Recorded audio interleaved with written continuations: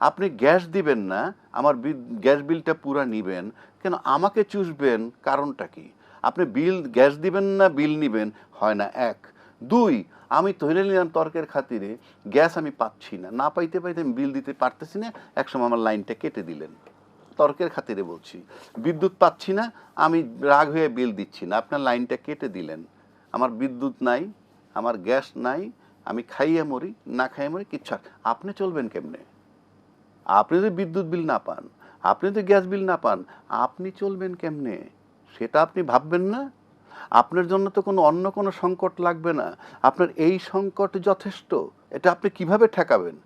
2 নম্বর আসেন, নির্বাচন হলে পরে আপনার এই আইন শৃঙ্খলা পরিস্থিতির উন্নয়ন হবে, মব থাকবে না। কোনটা কমছে? উপরন্ত স্বরাষ্ট্রমন্ত্রী বদল করছেন, স্বরাষ্ট্রমন্ত্রী আমি ধরে নিলাম এলজেডিতে গেছেন, মানে তার প্রমোশন হয়েছে, সাধারণত এটা একটা বড় জায়গা। কিন্তু যদি স্বরাষ্ট্রমন্ত্রীর পারফরমেন্স খুব ভালোই হইতো, তাহলে রাষ্ট্রের জনগণের স্বার্থে, আইন শৃঙ্খলার স্বার্থে ওই পদের চেয়েও তো এইটা বড়, এই দায়িত্বটা বড়। সেটাও আপনি শিফট করছেন। সরকারি দলের কি অবস্থা, বিরোধী দলের কি অবস্থা পার্লামেন্টে, সেখানে শুরু ফ্রম ডে ওয়ান আপনি একটা গ্যাপ তৈরি করলেন। কারণ 2টা শপথ নেয়ার কথা ছিল, একটা শপথ আপনার নেননি। 2 নম্বর, আপনি সংস্কার প্রতিশ্রুতি রক্ষা করেননি। একটা সংশোধনের কথা বলতেছেন, এখনও তার চেহারা আমরা দেখতেছি না। 3 নম্বর আসেন, আমরা বিচার বিভাগ নিয়ে অনেক আন্দোলন করছি, ইভেন ওনাদের 31 দফার ভিতরে আছে বিচার বিভাগের জন্য পৃথক সচিবালয় থাকবে, আছে 31 দফায়, এবং সেটা অন্তর্বর্তীকালীন সরকার করেছিল, বিল্ডিং উদ্বোধন, স্টাফ বসাইছে। আপনারা বরং সেটাকে বিলুপ্ত করে দিলেন। ভাই, আজকে আপনি চলে যান, নো ম্যাটার, বাট সময়ের ব্যবধানে ইতিহাস বলবে। ইতিহাস কিন্তু যায় না, ইতিহাস আপনাকে ধরে রাখতে হবে। ওনারা আরো মডিফাইড করবে বলছে। মডিফাইড করবে, এটা আপনি যে কোনো সময় করতে পারেন। আপনি মানবাধিকারের যে গুম কমিশন অধ্যাদেশটা বাতিল করেন, নতুন করে আনবেন কেন? আপনি ওইটাই রাখেন, রাইখে আপনি অ্যামেন্ডমেন্ট করেন, আপনি তো সরাই দিলেন। আর সবচেয়ে বড় কথা কি জানেন?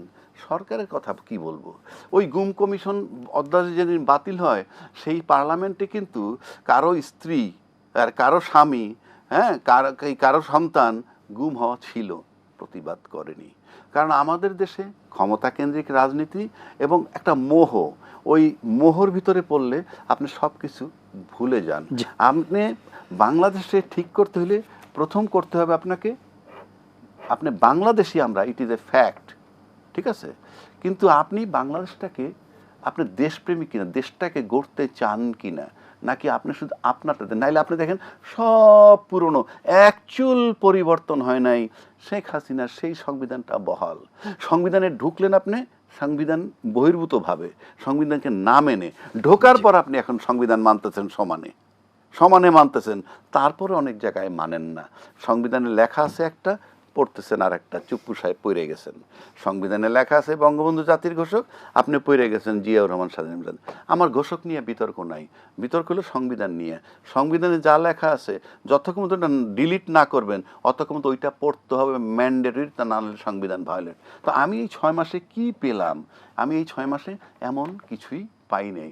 ফ্যামিলি কার্ড, কৃষি কার্ড, ইত্যাদি ইত্যাদি শুনলাম। কয়জনরে দিছেন? আমি তো কি 50 কোটি গাছ লাগানোর কথাও শুনছি, 20,000 কিলোমিটার খাল খননের কথা শুনছি। কোথায় শুরু হচ্ছে? সেগুলো তো অফ। আমি সেই জন্য বললাম, হয়তো সরকার মনে করবে যে আমি তার সমালোচনা, no, it's a pure discussion, think about the people. কারণ আমি বলি, আপনি একটা পে স্কেল দিতে যাচ্ছেন, পে স্কেলে 100 থেকে 140% বেতন বৃদ্ধি করবেন, কোত্থেকে টাকা দিবেন? ক্যাপাসিটি চার্জ দিতে পারেন না, জনগণের গ্যাস দিতে পারেন না, বিদ্যুৎ, 18 কোটি লোকের কাছে আবার রাজস্ব চুইসে নিয়ে আপনি 18 লক্ষ লোকের বেতন দিবেন, মানেটা কি? 18 কোটি লোকের চুষবেন, 18 লক্ষ লোকের দিবেন, কোথায় আছে জনগণ? ভোটের বেলায় 18 কোটি লোক লাগবে, আর সুবিধা নেওয়ার বেলায় 18 লক্ষ লোকের দিবেন, এইটা কোনো থিওরি হতে পারে না।